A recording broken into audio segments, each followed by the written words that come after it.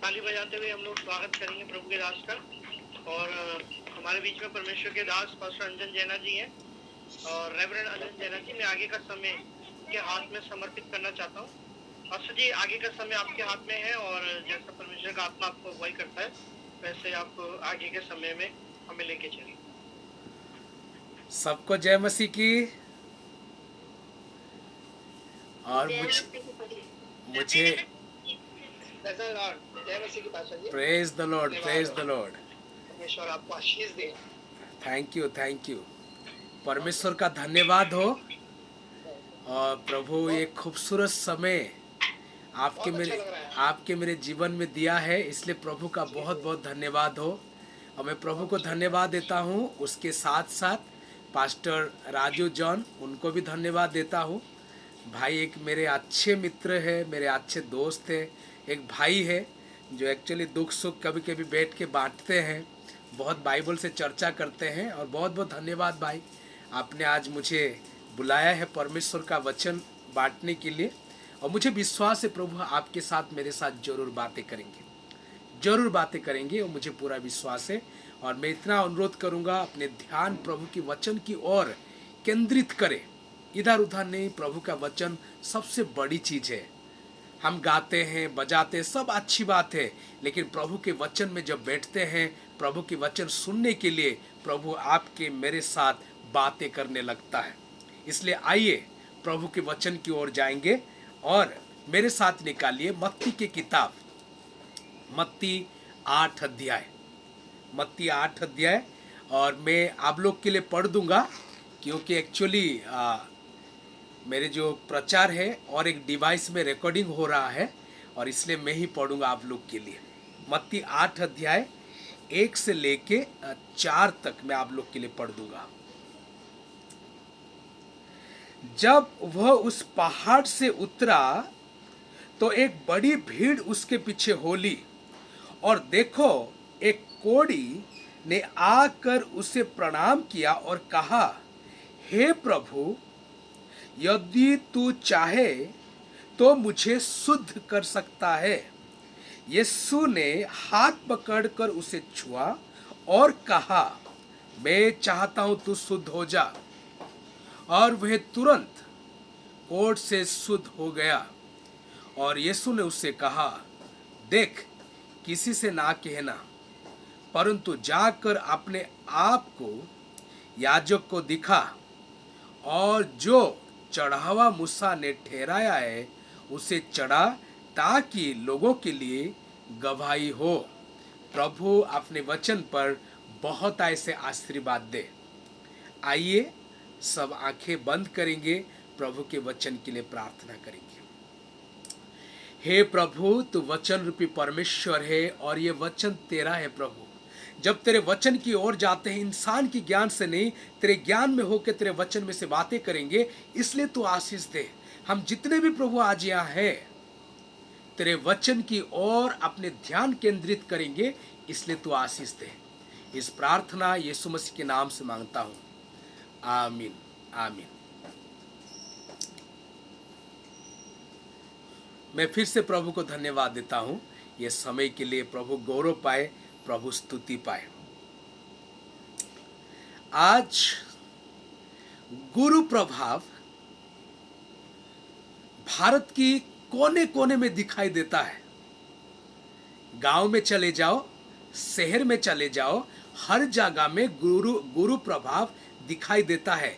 किसी को भी पूछो गुरु क्या होता है, लोगों को मालूम है। दुनिया की सारी डिक्शनरी में गुरु शब्द पाया जाता है। और हर 1-2 साल में, हर 3-4-5 महीना में नया नया गुरु उत्पन्न होते हैं। पंजाब में सिर्फ माने जाने वाले 100 गुरु हैं। 90 गुरु उच्च जाति से और 10 गुरु नीच जाति से आते हैं। इसलिए गुरु प्रभाव इतनी ज्यादा है। आज आपको मुझे गुरु के विषय में आज चर्चा करेंगे। मेरे जो शीर्षक है, मेरे शीर्षक ये है, सर्वोत्तम गुरु। मेरे शीर्षक क्या है? सर्वोत्तम गुरु, उसके ऊपर आज आप और मैं बातें करेंगे। सर्वोत्तम गुरु, यीशु मसीह सर्वोत्तम गुरु है, उसके बारे में आज बाइबल से हम देखेंगे। जो कुछ भी पढ़ा गया अनुच्छेद आप जानते हो और उससे ही आप और मैं बातें करेंगे। पहली बात यह है, जो गुरु है, Recording in progress. जो गुरु है, यीशु गुरु है जो एक व्यवहारिक जीवन को जिया है। क्या बोला मैंने? व्यवहारिक जीवन को जिया है। ही लिव्ड ए प्रैक्टिकल लाइफ। गुरु की सबसे खास बातें हैं, देखिए 5, 6, 7 अध्याय, इसको कहते हैं पहाड़ी उपदेश। कोई कोई धर्मगुरु कहता है नैतिक शिक्षा। और इस पहाड़ी उपदेश में यीशु मसीह ने लगभग 20 पाठ को पढ़ाया है। उसके चेले आसपास बैठे हैं। 5 अध्याय 1 से 2 आयत आप देखोगे, और भीड़ उनके पास है। भीड़ है कि नहीं, आपको सिर्फ 7 अध्याय की आखिरी आयत कहता है। और भीड़ है, और यीशु मसीह लगभग 20 पाठ पढ़ाता है और व्यवस्था को चुनौती देता है। व्यवस्था को पक्का से पक्का चुनौती देता है। क्या कहता है? ये लिखा हुआ है और मैं ये कह रहा हूं। तुमने ये सुना है, लेकिन मैं ये कह रहा हूं। 20 पाठ, उन 20 पाठ में से हत्या के बारे में बातें करता है, व्यभिचार के बारे में बातें करता है, डिवोर्स के बारे में बातें करता है, और कैसे आप और में शपथ लेना चाहिए कि हिंसा के बारे में बातें करता है, शत्रु के बारे में, धन दौलत के बारे में, प्यार मोहब्बत के बारे में, हर चीजों के बारे में यीशु मसीह बातें करता है। 20 पाठ पढ़ाता है। और धन्य वचन वो एक अलग सेक्शन है, और नमक ज्योति का उदाहरण देता है। उसके बाद आगे बढ़ता बढ़ता बढ़ता है। और 6वां अध्याय में आते हो, धार्मिक जीवन आपको मुझे कैसे जीना है। पहले दान के बारे में बातें करता है, उसके बाद प्रार्थना के बारे में बातें करता है, उसके बारे में उपवास के बारे में बातें करता है। आखिरी में आते आते 7 अध्याय के आखिरी अनुच्छेद में कहता है, कौन ज्ञानी कौन मूर्ख। जो ज्ञानी वो है जो वचन सुन के अच्छा से जिया है। मूर्ख वो है जो वचन नहीं सुना है, कि सुन के उसके अनुसार अच्छा से जी नहीं है। और उसके बाद आते हैं हम 8 अध्याय में। 8 अध्याय में जब यीशु मसीह पहाड़ से उतरता है, एक कोढ़ी उसके पास आता है। एक कोढ़ी आता है, और ये जो कोढ़ी है, आता है यीशु मसीह के पास, उसको प्रणाम करता है, कहता है प्रभु तू चाहे तो मुझे शुद्ध कर सकता है। यीशु मसीह अपने हाथ बढ़ाता है, उसको छूता और कहता मैं चाहता हूं तू शुद्ध हो जा। उस क्षण वो शुद्ध हो जाता है। और यीशु मसीह उसको क्या कहता? जा याजकों को देखा। और ये भी कहता कि याजक जिस प्रकार कहते हैं उसका उस प्रकार चढ़ावा चढ़ा जाके। कहानी इतना है टोटल। उसमें यीशु सर्वोत्तम गुरु है, उसके बारे में हम बातें कर रहे हैं कि करेंगे। 20 लेसन 20 पाठ पढ़ाने के बाद, चुनौती देने के बाद, बड़ी बड़ी चुनौती, छोटी चुनौती नहीं है, बड़ी बड़ी चुनौती। तुमने ये सुना है, मैं ये कह रहा हूं, व्यवस्था ये कहता, लेकिन मैं ये कह रहा हूं। क्योंकि व्यवस्था बाहिक बातें, बाहर की बातें कह रहा है, मैं अंदरूनी बातें कर रहा हूं। इतने चुनौती देने के बाद, क्योंकि पहाड़ के ऊपर था, जब नीचे आता है तब एक कोढ़ी उसके पास आता है। वो बड़े बड़े चुनौती दे रहा था, बड़े बड़े डायलॉग मार रहा था यीशु मसीह, बड़े बड़े शिक्षा दे रहा था, लेकिन पहाड़ के नीचे आते हैं, सबसे बड़ा चुनौती उसके सामने खड़ा है। द बिगेस्ट चैलेंज, सबसे बड़ी चुनौती। कैसे चुनौती? एक कोढ़ी उसके सामने खड़ा है, व्यवस्था जिसके विरोध में है, लोग जिसको सोचते हैं ये परमेश्वर की ओर से डायरेक्ट श्राप पाया हुआ इंसान है, डायरेक्ट श्राप पाया हुआ इंसान है, ये लोगों की समाज में, लोगों के बीच में रहने की योग्य नहीं है, क्योंकि व्यवस्था अलाउ नहीं कर रहा है, उसको तो बाहर ही रहना है। क्योंकि यीशु मसीह शहर से बाहर है, एक पहाड़ के ऊपर है, इसलिए सब लोग आए हैं। ये कोढ़ी को भी मौका मिल गया, भाई मैं भी आऊंगा, मेरे जो दुख है उनके सामने रखूंगा, मेरे तकलीफ रखूंगा, तभी वो आ सकता है। और वो आया है, वो आता है, और एक बहुत बड़ी चुनौती मसीह के सामने खड़ा होता है। आज देखिए, हम अत्याधुनिक दुनिया में रहते हैं, अत्याधुनिक दुनिया। आज एक सेकंड में मैं यहाँ हूँ, आप अपने घर पे हैं, मैं आपको देख रहा हूँ, आप मुझे देख रहे हैं, मैं आपको सुन रहा हूँ, आप मुझे सुन रहे हैं। 2000-5000 किलोमीटर दूर एक इंसान, वो भी 3-4 सेकंड में आपको देखता है, आपसे बातें करता है। अत्याधुनिक दुनिया में रहते हैं हम, फिर भी कोढ़ आज भी बड़े समस्या है।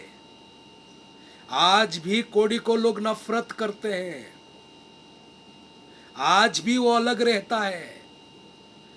तब 2000 साल पहले की बात सोचिएगा, 2000 पहले की बात सोचिएगा, और व्यवस्था में जितने नियम दिया गया है कोढ़ी के लिए, और कोढ़ी की शुद्धिकरण के लिए सबसे ज्यादा नियम है। कोढ़ कैसे होता है? ले व्यवस्था 13 और 14 अध्याय, 2 अध्याय में 13 अध्याय तो कोढ़ कैसे होता है, किसको कोढ़ कहा जाता है, उसके बातें हैं। लगभग 59 आयतें हैं ले व्यवस्था में 13 अध्याय में, और 14 अध्याय में 57 आयतें हैं शुद्धिकरण के लिए। सबसे ज्यादा नियम, और सबसे ज्यादा नियम शुद्धिकरण के लिए। लगभग 3 प्रकार की कोढ़ होता था। एक तो दीवार में कोढ़ होता था, एक कपड़े में कोढ़ होता था, एक चर्म में कोढ़ होता था। और ये जो कोढ़ी की बातें हैं, ये चर्म वाली कोढ़ है। बाइबल में श्राप के हिसाब से मरियम, मूसा की जो बहन है मिरियम, उसको कोढ़ हुआ है। एलिसा की जो दास है, गहाजी है, उसको कोढ़ हुआ है श्राप की वजह से। और कोढ़ श्राप ही माना जाता है, आज भी श्राप ही माना जाता है। और जब 2000 साल की बातें हैं, पहले की बातें हैं, यीशु मसीह पहाड़ के ऊपर से नीचे आता है। पहाड़ के ऊपर और दुनिया है के, अच्छा अच्छा हवा बह रहा है, आप बड़े बड़े शिक्षा दे रहे हो, लेकिन जब नीचे आते हो असली दुनिया है, साधारण लोग हैं जिनके साथ आप मिलते हो, जुलते हो, बातें करते हो, लेकिन आपके सामने चुनौती खड़ा है। और वो कोढ़ी आता है,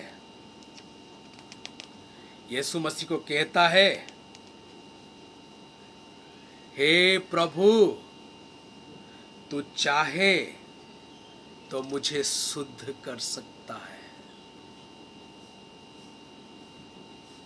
क्या लिखा है? यीशु मसीह अपने हाथ बढ़ाया, उसको छुआ और कहा, मैं चाहता हूं तू शुद्ध हो जा। कोड़ी को जो छुएगा क्या होगा? व्यवस्था के अनुसार जो छुएगा वो अशुद्ध हो जाएगा। अब यीशु मसीह के सामने चुनौती है, वो छू रहा है। यीशु मसीह अशुद्ध नहीं हुआ, लेकिन सामने वाला कोड़ी क्या हो गया? शुद्ध हो गया। यीशु मसीह एक प्रैक्टिकल लाइफ, एक व्यवहारिक जीवन जिया है। गुरु की सबसे बड़ी बात है, क्योंकि यह क्या कहता है कोड़ी आके, हे प्रभु यदि तू चाहे। ये जो प्रभु है, कहां कहां गुरु शब्द भी व्यवहार किया गया है जब ट्रांसलेट करते हो। इसलिए मेरे जो शीर्षक है सर्वोत्तम गुरु है। वो गुरु है जो प्रैक्टिकल लाइफ, व्यवहारिक जीवन को जिया है। सिर्फ पढ़ाया नहीं, सिर्फ डायलॉग नहीं मारा, लेकिन एक व्यवहारिक जीवन को वो जिया है। जो व्यवस्था को चुनौती दे रहा था, वो चुनौती को स्वीकार करता है, उस कोड़ी को छूता है और वो चंगा हो जाता है। मसीह के बारे में पुराना नियम में 300 भविष्यवाणियां हैं। 300 भविष्यवाणियां हैं मसीह के बारे में। लगभग सारे भविष्यवाणी पूरा हो चुका है, सिर्फ 2 को छोड़ के, कि वो दोबारा आएगा, अपने शासन राज्य स्थापन करेगा। नहीं तो सारे भविष्यवाणी पूरा हो चुका है। देखोगे भविष्यवाणी पूरा हुआ, और भविष्यवाणी पूरा करने के लिए वो खुद ही कदम उठाया। पास्टर जी, आपकी आवाज नहीं आ रही है? आ रही है आवाज तो। राजू भाई जा रहे हैं, आवाज जा रहा है।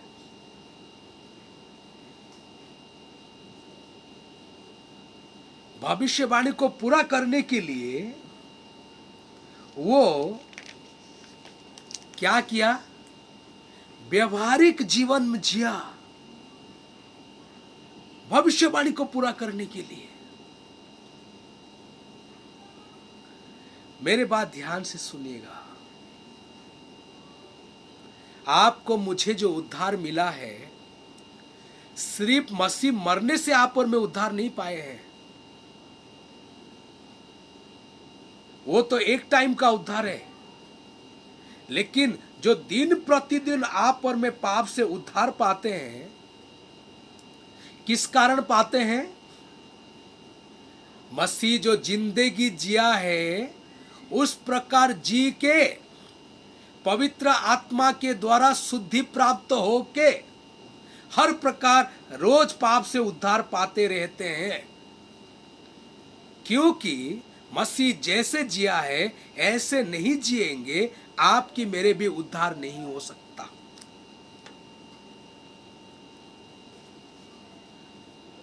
आपके मेरे भी उद्धार नहीं हो सकता। इसलिए व्यवहारिक जीवन हर मसीह के लिए बहुत जरूरी है। एक इंसान जो व्यवहारिक जीवन नहीं जीता है, उसको कोई नहीं पूछता, कोई नहीं पूछता। व्यवहारिक जीवन जीना जरूरी है। मैं कुछ उदाहरण देता हूं आपको।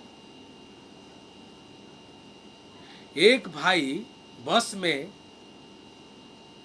दंत मंजन बेच रहा था। क्या कहता है? आप इसको उंगली में लीजिए, थोड़ा पानी लीजिए, और ज्यादा नहीं, ब्रश में नहीं, अपने उंगली में लेके 2 मिनट आप साफ कर लीजिए, आपकी दांत चमकने लग जाएगा। जब ऐसे बोला, सामने एक बुजुर्ग बैठे हुए थे बस में, बोलते, बेटा अपने दांत में भी कभी अप्लाई करके देख लो, क्योंकि आपके दांत ही गंदा दिख रहा है और दंत मंजन एडवर्टाइज करने के लिए आ गए आप। समझते हो मेरे बात को?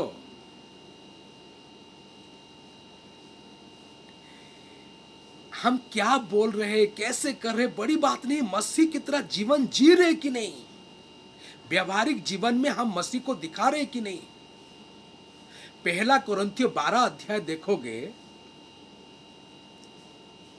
पहला कोरिन्थियों 12 अध्याय में आत्मिक वरदान के बारे में पूरा 12 अध्याय शिक्षा देता है पौलुस, और आखिरी लाइन में कहता है, मैं यहां से भी, इससे भी बड़ा उत्तम मार्ग तुमको दिखाता हूं। इंग्लिश में लिखा है, now may I show you the most excellent way. वर्तमान में इससे भी बड़ा और उत्तम मार्ग दिखाऊंगा। उसके बारे में क्या बातें करता 13 अध्याय में? प्रेम के बारे में बातें करता है, प्रेम के बारे में। आत्मिक वरदान ठीक, सब।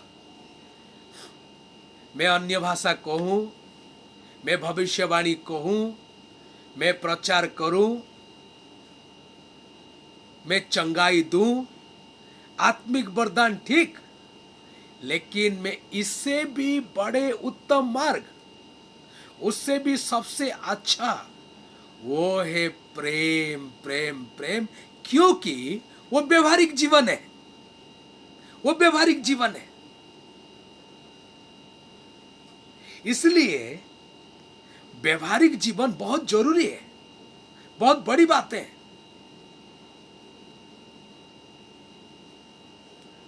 प्रभु की दास इस प्रकार कहते हैं, मैं अब्राहम की तरह विश्वास करूंगा, मैं दानियल की तरह प्रार्थना करूंगा, सलमान की तरह ज्ञानी बनूंगा, दाऊद की तरह गाने वाला बनूंगा, पौलुस की तरह एक मिशनरी बनूंगा, लेकिन जीऊंगा तो मसीह की तरह। क्या है? जीऊंगा तो मसीह की तरह। मेरे बात ध्यान से सुनिएगा। यीशु मसीह जाने से आज तक, स्वर्ग उठाए लिए गए यीशु मसीह, तब से आज तक लोग उन किसी को याद नहीं रखे जो आत्मिक वरदान सिर्फ पा के जिया है अपने जीवन में। उन किसी को याद नहीं रखे हैं। किसको याद रखे हैं?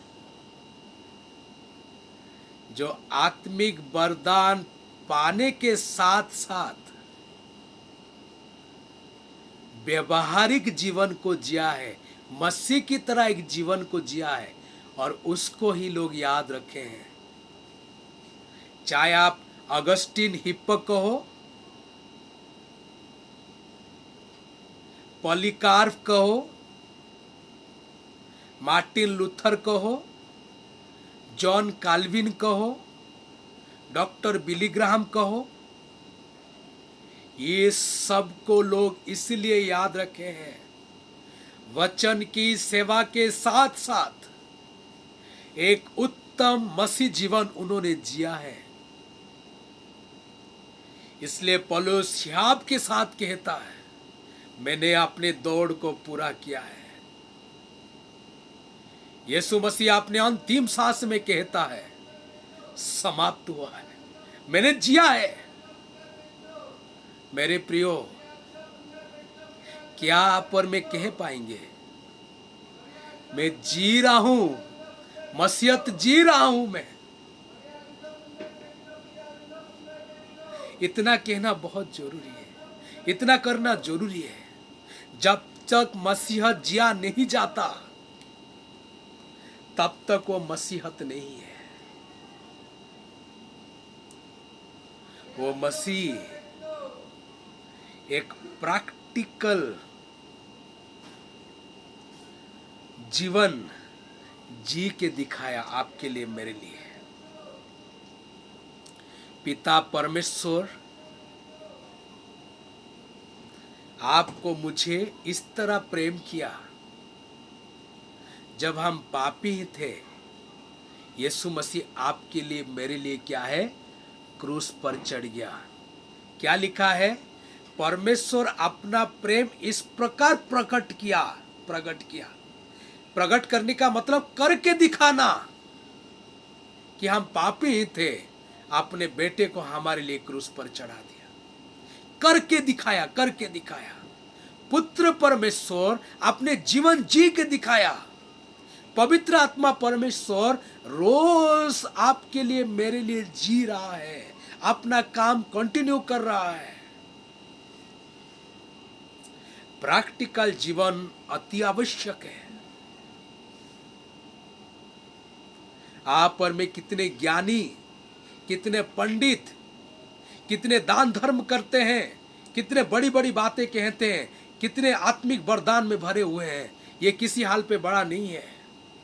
लेकिन बड़ा ये है कि आप और मैं मसीहत को जीते हैं। क्या आप और मैं मसीहत को जीते हैं? पौलुस अपने सारे चिट्ठियों में सैद्धांतिक शिक्षा देता है शुरुआत में, लेकिन बाद में प्रैक्टिकल लाइफ के लिए शिक्षा देता है। सैद्धांतिक शिक्षा, उसके बाद व्यवहारिक जीवन में क्या लागू होना चाहिए उसके बारे में शिक्षा देता है। मेरे प्रियो, क्या आपके मेरे जीवन एक अच्छा व्यवहारिक जीवन जीने वाला मसीही बना हुआ कि नहीं है? थोड़ा सोचिएगा। नहीं तो इससे बड़ा दुख की बात कुछ भी नहीं हो सकता।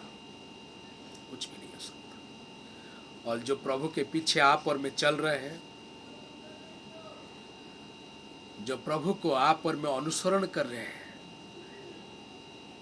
उनकी उपासना करते, आराधना करते, उनके पीछे रहते हैं आप और मैं, वो ऐसे एक गुरु है, व्यवहारिक जीवन बहुत अच्छा से जिया वो।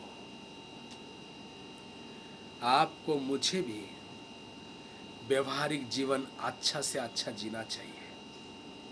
नहीं तो वो मसीहत ही नहीं रहेगा। नहीं तो वो चेलापन ही नहीं रहेगा। हम एक अच्छा मसीह भाई बहन नहीं कह सकते। क्या आपके मेरे पड़ोसी जानता है कि हम एक अच्छा इंसान है? क्या आपके मेरे जीवन साथी जानते हैं आप पर मैं अच्छा इंसान है? क्या आप पर मेरे बेटा बेटी जानते हैं, माँ बाप जानते हैं कि आप पर मैं मसीह को जानने वाले एक अच्छा इंसान है, अच्छा से एक धार्मिक जीवन जी रहे मसीहत में? जब तक परिवार के लोगों से सर्टिफिकेट नहीं मिलता, जब तक आसपास के लोगों से सर्टिफिकेट नहीं मिलता कि मैं एक उत्तम मसीही जीवन जी रहा हूं, तो आपकी मेरा मसीहत में चलना आनंददायक नहीं है, दुखदायक है। इसलिए मेरे दोस्तों, मेरे प्रियो, प्रभु को जानने वाले लोग व्यवहारिक जीवन सबसे ऊपर है, उसको जीना चाहिए।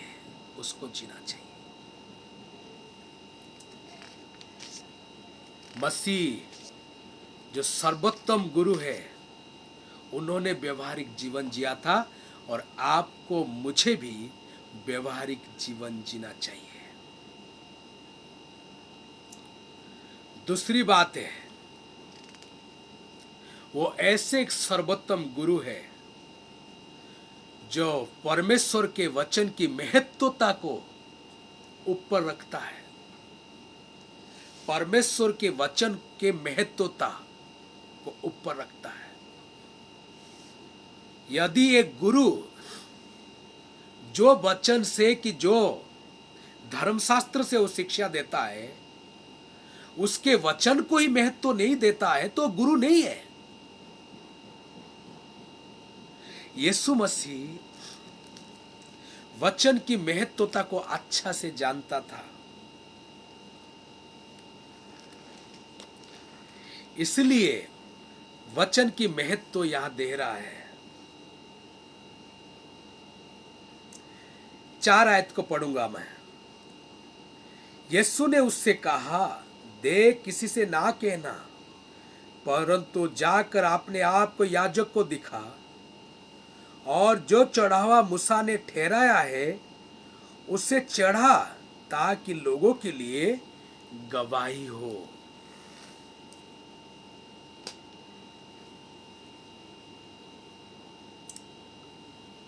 क्या सीखते हैं हम इससे? जब हम प्रचार करते हैं, कोई परिवर्तन हो जाता है, हमारे चेला बन जाए तो अच्छी बात नहीं है, हमारे साथ रहे तो अच्छी बात नहीं है, अच्छी बात है ना। लेकिन यीशु मसीह क्या कह रहा है? तू जा, याजक को देखा, और मूसा ने जैसे कहा ऐसे करना, चढ़ावा चढ़ाना। जा, तू याजक को दिखा, क्योंकि व्यवस्था ये कह रहा है, मेरे चेला बना रहे, मुझे 10वां हिस्सा दे, अच्छी बात है, बुरी बात नहीं है। लेकिन उससे ऊपर वाली बातें, उससे बड़ी बातें परमेश्वर की व्यवस्था है, मैं उसको अनदेखा नहीं कर सकता। परमेश्वर की व्यवस्था की महत्वता सबसे ऊपर है।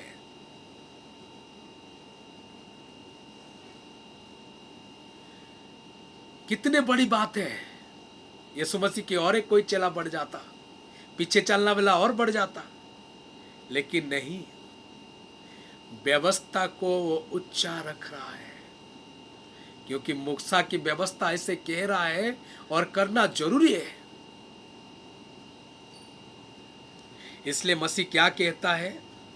मैं व्यवस्था को लोप करने के लिए नहीं आया हूं, व्यवस्था को पूरा करने के लिए आया हूं। आकाश और पृथ्वी टल जाएगा, लेकिन व्यवस्था की एक बिंदु भी नहीं टलेगा, सब कुछ पूरा होगा। परमेश्वर 3 प्रकार खुद को प्रकट करता आपके मेरे बीच में। एक तो सृष्टि के द्वारा, सृष्टि के माध्यम से आपके मेरे सामने खुद को प्रकट करता है, जो भजन संहिता 19 में लिखा गया है। सृष्टि के माध्यम से आपको मुझे प्रकट करता है। आकाश मंडल परमेश्वर का महिमा वर्णन कर रहा है, उनकी हस्तकला, उनकी गौरव स्तुति कर रहा है। सृष्टि के माध्यम से प्रभु खुद को प्रकट कर रहा है। दूसरी बात है, पुत्र के माध्यम से खुद को प्रकट किया है। वो आदि में वचन था, वचन परमेश्वर के साथ था, वही वचन परमेश्वर था, उसके द्वारा सब कुछ सृष्टि हुआ, और जो कुछ भी सृष्टि हुआ उसके बिना सृष्टि नहीं हुआ। और 14 आयत में वचन देह धारण किया, अनुग्रह सच्चाई के साथ हमारे बीच में डेरा किया, प्रकट करता है खुद को पुत्र के माध्यम से।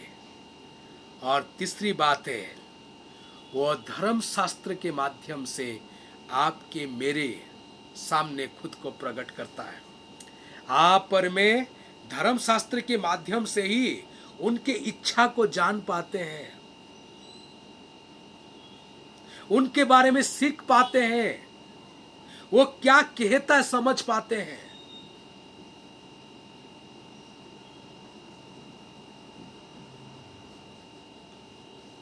इसलिए पिता परमेश्वर धर्म शास्त्र को महत्व दिया है। पिता परमेश्वर जोशुआ को कहता है, व्यवस्था की ये वचन तेरे चित्त से उतरने ना पाए, रात दिन इसको ध्यान करना, ना इसके बाएं जाना या दाएं जाना, तभी तो सफल होगा।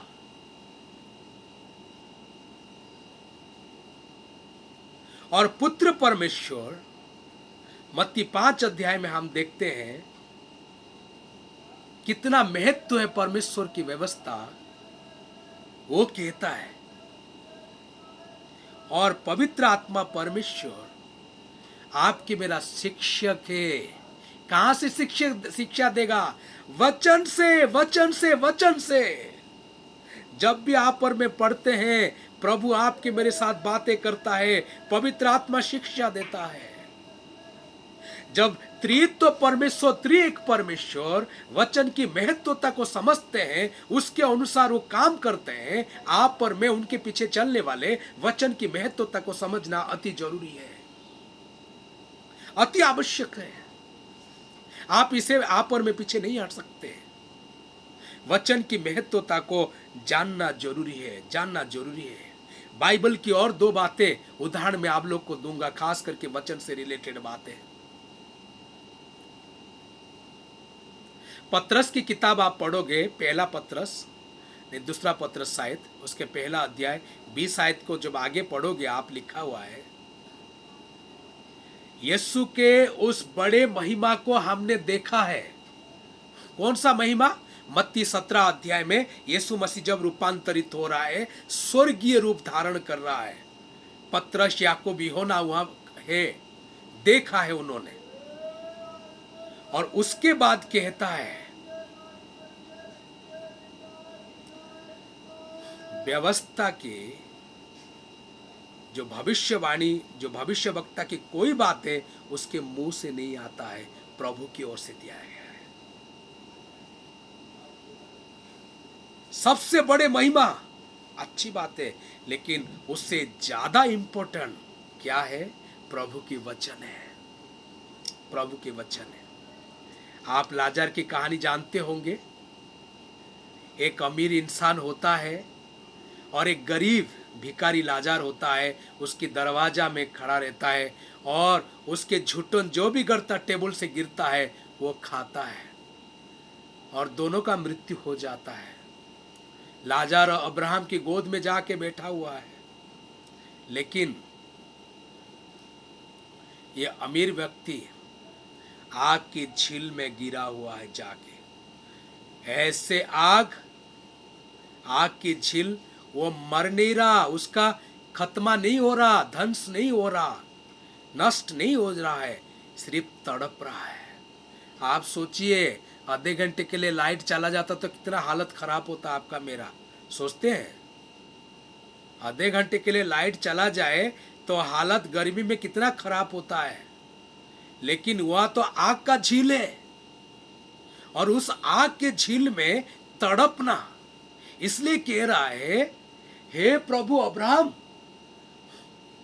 लाजर को तू भेज कि उंगली पानी में डुबो के मेरे मुंह में दे, एक बूंद पानी तो मिल जाए। तो अब्राहम क्या कहता है? नहीं बेटा, तुम्हारे हमारे बीच में बहुत बड़ा गैप है, खाई है, यहां से कोई उधर नहीं जा सकता और वहां से कोई इधर नहीं आ सकता, बहुत बड़ा खाई है। तब वो इंसान कहता है, तो फिर लाजर को मेरे घर भेज दे, मेरे 5 और भाई है, मृतकों में से कोई जी उठ के उनके पास जाएगा तो विश्वास करेंगे। लेकिन अब्राहम क्या कहता है? नहीं बेटा, उनके पास मूसा है, उनके पास एलिया है, उनके पास भविष्यवक्ताओं की किताब है। इसका मतलब व्यवस्था भी है, भजन संहिता भी है, व्यवस्था की किताब है। मृत्यु से जी उठ के जाने से बड़ा चमत्कार क्या हो सकता है? उससे बड़ा चमत्कार कुछ भी नहीं है। लेकिन यीशु क्या कहना चाहता है? उससे बड़े चमत्कार, उससे बड़ी बात परमेश्वर का वचन है, परमेश्वर का वचन है, और वो सबसे बड़ा अहमियत रखना चाहिए, अहमियत रखना चाहिए जीवन में। एक शुद्ध जीवन जीना चाहते हैं, एक अच्छा जीवन जीना चाहते, प्रभु की राह पर चलना चाहते, तो प्रभु के वचन पढ़े पढ़े पढ़े। क्योंकि पौलुस कहता है संपूर्ण धर्मशास्त्र, दूसरा तिमोथी उसका 3:16, संपूर्ण धर्मशास्त्र परमेश्वर के मुंह से निकलने वाले क्या है? वचन है। संपूर्ण धर्मशास्त्र किस किस लिए? इसलिए कि शिक्षा देने के लिए, सुधारने के लिए, उपदेश देने के लिए, और हर चीजें कि एक इंसान सिद्ध होता जाए। सिद्ध होना चाहते हो तो प्रभु की वचन को पढ़िए। शिक्षित होना चाहते हो तो प्रभु की वचन को पढ़िए। अच्छा मसीह जीवन जीना चाहते हो, प्रभु की वचन पढ़िएगा। भजन संहिता 1 में क्या लिखा है? धन्य वो पुरुष जो दुष्टों की युक्ति पर नहीं चलता, पापियों के मार्ग में खड़ा नहीं होता, ना ठट्टा करने वालों की मंडली में बैठता है। वो तो यहोवा की व्यवस्था से प्रसन्न रहता है, रात दिन उसको ध्यान करता रहता है। उस वृक्ष के समान है जो बहती नालियों के किनारे लगाया गया है, जिसके कभी पत्ते कभी मुरझाते नहीं है, और जो कुछ वो पुरुष करता है वो सफल होता है। परमेश्वर के व्यवस्था के प्रति प्रसन्नता होना जरूरी है। आनंद आना चाहिए जब प्रभु के वचन आप और मैं पढ़ने जा रहे हैं। प्रसन्नता होना चाहिए, और उसको रात दिन ध्यान भी करना जरूरी है। पढ़ने की बातें नहीं कर रहा हूं, पढ़ोगे तो 1 टाइम की 2 टाइम, लेकिन ध्यान करते रहना, ध्यान करते रहना। खाते समय भी ध्यान रहना चाहिए, काम करते समय भी ध्यान करना चाहिए। तब क्या होगा? वो उस वृक्ष के समान है जो बहती नालियों के किनारे लगा गया, जिसके पत्ते कभी मुरझाते नहीं है। इसका मतलब वो हरे भरे ताजा रहता है। कभी कभी मैं किसी को देखता हूं, उनके चेहरे में 24 घंटे 12 बजा होता है। 24 घंटे 12 बजा होता है। मैं समझ जाता हूं ये तो बाइबल पढ़ता ही नहीं है। सच में ही बाइबल नहीं पढ़ता है। और उसके बाद लिखा है वो पुरुष जो कुछ करेगा सफल होगा। सफलता जीवन में चाहिए तो प्लीज परमेश्वर की वचन को पढ़िए, प्लीज पढ़िए। उसके बाद और आगे थोड़ा बढ़ेंगे। भजन संहिता 19 में क्या लिखा हुआ है? परमेश्वर के वचन विश्वास योग्य है। 19:7-8 में साधारण इंसान को बुद्धिमान बना देता है। कभी किसी पास्टर को मूर्ख देखे हो? किसको मूर्ख देखे हो कभी? कोई पास्टर मूर्ख नहीं होता। पता क्यों? अरे प्रभु के वचन पढ़ता भाई। वचन पढ़ते हर कोई चालाक बन जाता है। वो दूसरी बात है, बहुत लोग प्रभु के वचन पढ़ते चालाक बनते और प्रभु के लोग के विरोध में इस्तेमाल करते वो अलग बातें हैं। लेकिन बुद्धिमान बनना चाहते हो, ज्ञानी बनना चाहते हो, प्रभु के वचन पढ़ो, क्योंकि साधारण इंसान को बुद्धिमान बनाता है भाई। ये गारंटी है। कोई भी इंसान नहीं है, कोई भी इंसान नहीं। और एक खास बातें हैं। परीक्षा आपके मेरे जीवन में आता है, लेकिन वचन का इस्तेमाल यीशु मसीह परीक्षा में किया था, आपको मुझे भी करने के लिए ताकत मिलेगा। 3 बार शैतान आता है, 3 बार कहता है दूर हो, क्योंकि लिखा ये है। आप पढ़ोगे नहीं तो क्या बोलोगे? क्या लिखा है क्या नहीं लिखा है? बोल पाएंगे? नहीं बोल पाएंगे। इसलिए भजन संहिता 119 में गीतकार कहता है, मैं तेरे विरोध जैसे पाप ना करूं, इसलिए अपने हृदय में तेरे वचन को संचय करके रखा है, रख छोड़ा है कि तेरे विरोध में पाप ना करूं। प्रभु के विरोध में जैसे पाप में हम ना पड़े, प्रभु के विरोध में ना जाए, इसलिए वचन रहना चाहिए, इस स्टोर में स्टोर हो जाना चाहिए।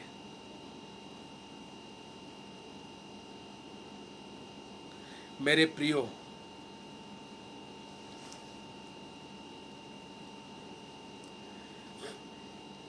इस प्रभु के वचन को 40 जनों ने लिखा था। 1189 अध्याय इसमें है। 1 साल में पढ़ के खत्म करने के लिए कोशिश कीजिएगा। पढ़िए पढ़िए पढ़िए, जानिए प्रभु की वचन, क्योंकि प्रभु के वचन की महत्वता आपके मेरे जीवन में होना चाहिए। उसकी इच्छा जानने के लिए, उनके पुत्र के बारे में जानने के लिए और उसके अनुसार जीने के लिए प्रभु के वचन आपको मुझे ज़्यादा से ज़्यादा पढ़ना चाहिए। पहली बात क्या बोला? वो एक प्रैक्टिकल व्यवहारिक जीवन जिया यीशु मसीह सर्वोत्तम गुरु होने के नाते। दूसरी बात है, सर्वोत्तम गुरु होने के नाते खास बातें हैं, परमेश्वर के वचन को क्या क्या वो महत्व दिया है। तीसरा और अंतिम बातें, परमेश्वर के ग्रहण योग्य होने के लिए इंसानों को प्रस्तुत करता है, तैयारी करता है। कैसे? देख, किसी से ना कहना, परंतु जाकर अपने आप को याजक को देखा और जो चढ़ावा मूसा ने ठहराया है उसे चढ़ा, ताकि लोगों के लिए गवाही हो। ध्यान से सुनिए थोड़ा सा। यीशु मसीह उसको ठीक करता है। अभी क्या करेगा वो जाएगा, याजक उसका जांच पड़ताल करेगा, और वो ठीक हो गया तो प्रभु के ग्रहण योग्य होगा। ठीक हो गया तो क्या होगा? प्रभु के ग्रहण योग्य होगा। जो इंसान कोड के कारण परमेश्वर से दूर, परमेश्वर के मंदिर से दूर, परमेश्वर के लोगों से दूर, अपने समाज, अपने घर, अपने द्वार, अपने परिवार से दूर, वो परमेश्वर को, उस इंसान को परमेश्वर ने ठीक किया, चंगाई दिया। किस लिए? कि वो परमेश्वर का ग्रहण योग्य हो जाए।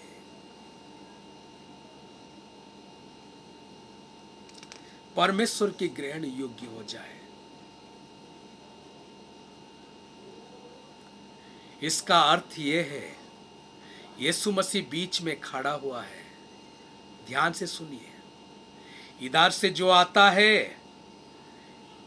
क्योंकि परमेश्वर इंसान के बीच में बहुत बड़ा खाई है पाप के कारण, ये पापी लोग को ठीक करके परमेश्वर के पास पहुंच जाता है।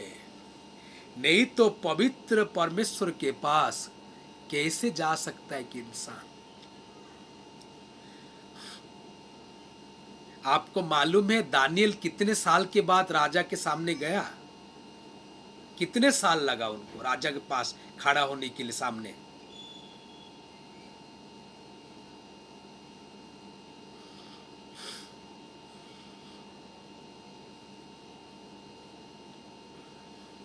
तीन साल खाना पीना खिला के, दिमाग है ठीक ठाक करके, ज्ञान बुद्धि में चाल ढाल में ठीक ठाक करके 3 साल के बाद राजा के सामने खड़ा होने की योग्य ठहरा। एस्तर कितने साल के बाद खड़ा हुआ राजा के पास? 3 साल 7 महीना के बाद। क्या करे? सुगंधित तेल मला जाता था, सुगंधित द्रव्य लगा जाता था, तभी तो ज्यादा सुंदर दिखेगी और राजा के सामने खड़े हो पाएगी जाके। जब दुनिया की राजाओं के सामने खड़े होने के लिए इतने सुंदर, इतने बुद्धिमान, इतना चाल ढाल से उत्तम होना चाहिए, तब स्वर्गीय राजा, विश्व ब्रह्मांड का राजा, उसके सामने खड़े होने के लिए कितने ज्यादा सुंदर एक इंसान को नहीं होना चाहिए। इसलिए कोई भी इंसान परमेश्वर के पास सामने ऐसे खड़ा नहीं हो सकता जाके। इसलिए इंसान को प्रभु यीशु मसीह ने तैयारी करता है। अपने जान इसलिए दिया कि उनको अच्छा से धोए, उनके गंदगी को निकाल दे, उनको शुद्ध कर दे, कि वो प्रभु के उपस्थिति में आ सकते हैं। अभी प्रभु के उपस्थिति में आ सकते हैं। आदम से लेके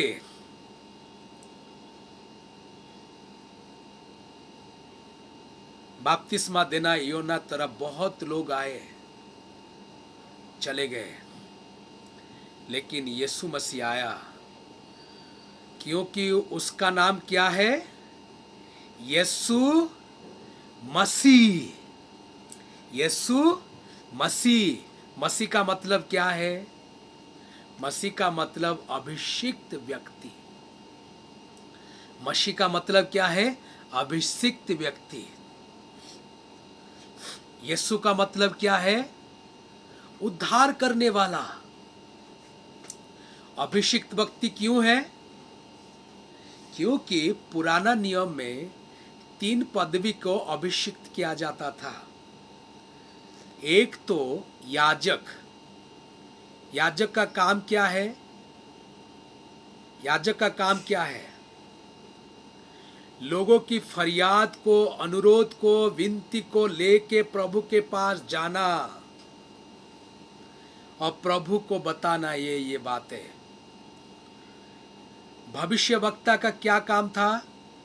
दूसरा जो अभिषिक्त है, वो प्रभु की बातों को लेके आके लोगों के पास पहुंचता था। राजा का काम क्या था? राजा को भी अभिषिक्त किया जाता था।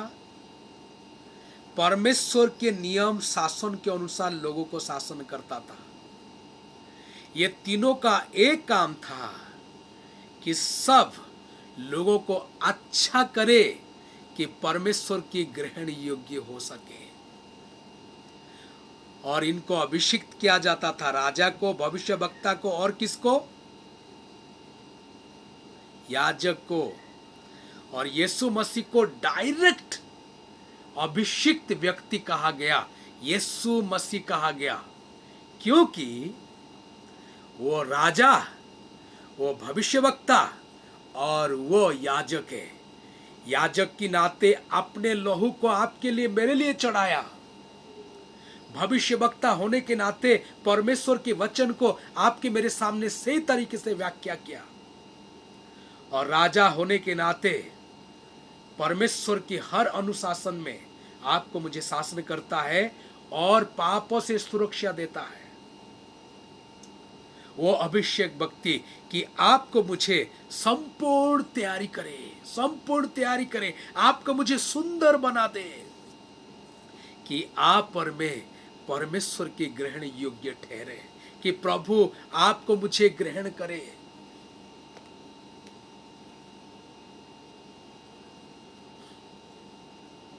मूसा लोगों के लिए प्रार्थना करता था कि लोग को प्रभु ग्रहण करे। आयब ने प्रार्थना किया लोगों के लिए, उसके मित्रों के लिए, प्रभु उनको ग्रहण करे। आपको मुझे क्या कहा गया है? आपको मुझे राजकीय याजक वर्ग कहा गया है। याजक का काम क्या है? मैंने क्या कहा था कि लोगों के विषय लेके, विनती लेके सब प्रभु के पास जाना कि प्रभु इनकी बातों को सुन, उनको ठीक कर दे तू, कि लोग परमेश्वर की ग्रहण योग्य ठहर जाए। मेरे प्रियो, जब आप और मैं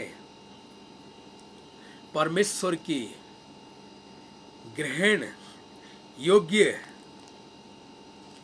काम करते हैं, लोगों को प्रभु के लिए तैयारी करते हैं, लोगों को प्रभु के लिए तैयारी करते हैं, इसलिए बड़ी काम कुछ भी नहीं है। ध्यान सुनिए मेरे बात। जो लोग पाप के कारण प्रभु से दूर है, जिन्हें समाज नफरत करता है, उनको तो यीशु मसीह प्यार किया, आपने जान दिया। क्या आप और मैं दूसरों के लिए जीवन देने के लिए तैयार नहीं होते हैं? जीवन जीने के लिए तैयार नहीं होते हैं? दूसरों के लिए जीना जरूरी है, उनके और प्रभु के लिए तैयारी करना जरूरी है। और मेरे बात एक बात ध्यान से सुनिएगा,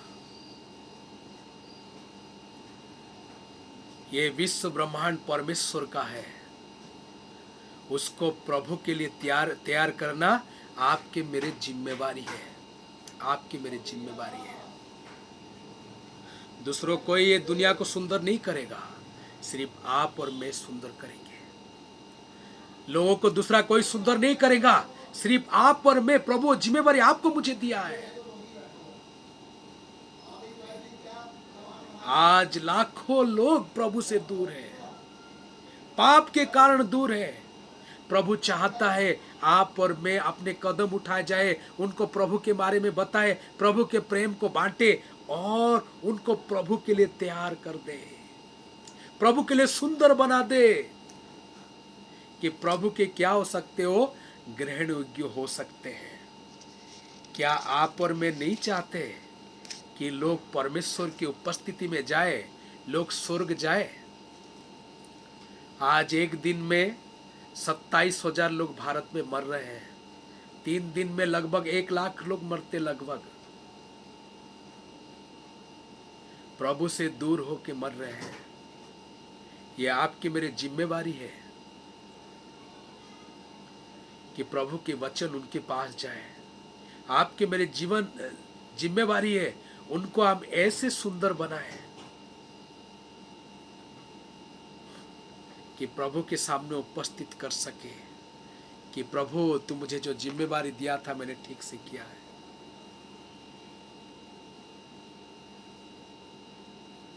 मेरे प्रभु लोगों को सुंदर बनाने के लिए, लोगों को तैयार करने के लिए अपने जान को ही कुर्बान कर दिया। क्रूस पर अपने जान को ही कुर्बान कर दिया। परमेश्वर का पुत्र मनुष्य का पुत्र इसलिए बना कि मनुष्य के पुत्र परमेश्वर के पुत्र बन जाए। मेरे बात को समझे आपने? परमेश्वर का पुत्र मनुष्य का पुत्र इसलिए बना कि मनुष्य के पुत्र परमेश्वर के पुत्र बन जाए। पाप के कारण, कोड़ के कारण जो इंसान समाज से, तंबू से बाहर था, ध्यान से सुनिए, तंबू से बाहर, ये जो कोड़ी की बातें कर रहे हैं आप और मैं, ये तंबू से, समाज से बाहर है, शहर से बाहर है। और व्यवस्था में तंबू से बाहर रखा जाता था। तंबू से बाहर क्या होता था? तंबू से बाहर हर गंदगी फेंका जाता था, छावनी के बाहर हर गंदगी फेंका जाता था और ये कोड़ियों को वहां रखा जाता था।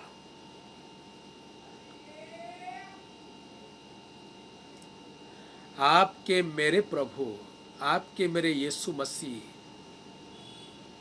आपको मुझे छावनी के अंदर लाने के लिए वो छावनी से बाहर चला गया और क्रूस के ऊपर आपने जान दे दिया। पवित्र नगरी से बाहर चला गया, कालवरी क्रूस के ऊपर आपने जान दे दिया कि आप और मैं पवित्र नगरी की ओर प्रवेश करें, छावनी के अंदर आ जाए, आप और मैं पवित्र उपस्थिति, परमेश्वर की पवित्र उपस्थिति में खड़े हो जाए।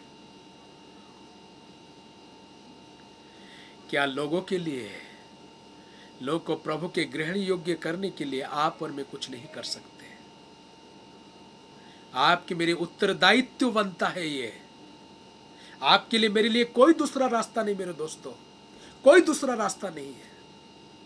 आपको मुझे ये करना ही पड़ेगा, करना ही पड़ेगा। तभी तो मसीह की प्रेम लोग के पास पहुंचेगा।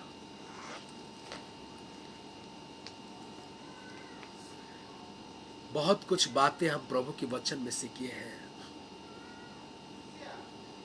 वो सर्वोत्तम गुरु है, वो सर्वोत्तम गुरु है जो अपने व्यवहारिक जीवन जिया है। वो सर्वोत्तम गुरु है जो वचन की महत्वता को जानता है, उसके अनुसार जिया है।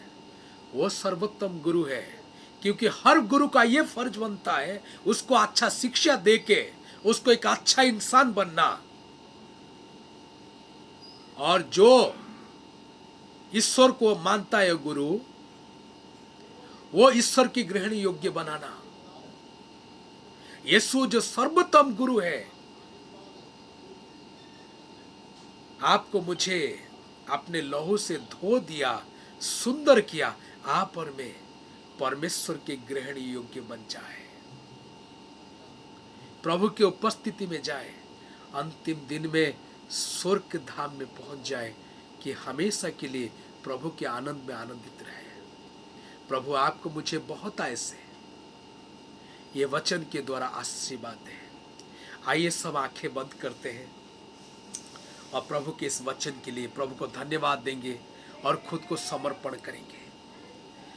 हे प्रभु, तू वचन रूपी परमेश्वर है, धन्यवाद देते तू हमारे साथ बातें किया प्रभु।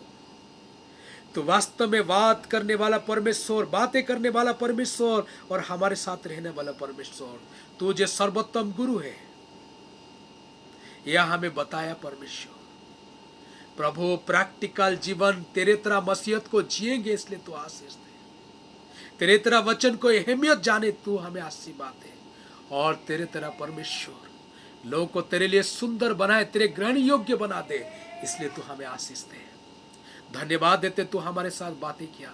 धन्यवाद देते तेरे दासों दासों के लिए प्रभु, जो तेरे वचन लोग के पास पहुंचाए। महिमा तू पा, गौरव तू पा। इस प्रार्थना यीशु मसीह के नाम से मांगता हूं, आमीन आमीन।